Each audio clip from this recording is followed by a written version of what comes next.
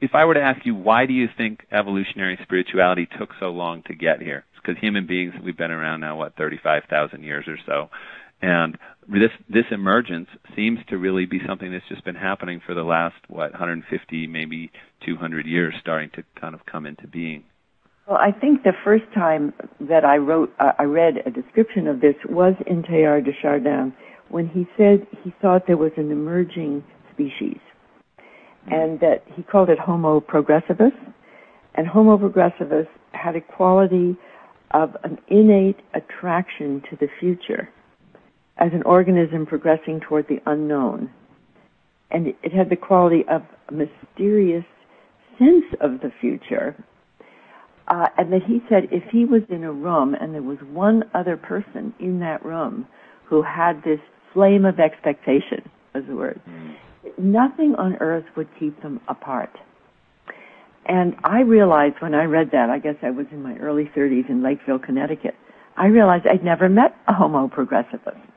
But somehow I was one, because I had exactly the traits that he was describing. And he said he thought that as evolution proceeded, the rapidity of change increased, that the people who were not Homo progressivus, they were trying to hold on to reality as it is. And they would be increasingly under stress, you can actually see. Whereas Homo progressivus, and there are many names, Homo noeticus, Homo universalis, and I've begun to realize that for evolutionary spirituality, the pioneers of it are people with a trait of attraction to what's emergent.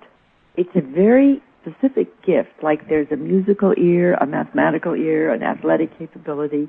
There's an ear for evolution. Mm-hmm.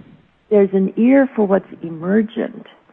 And if you have an ear for it, what is true is you're already attracted.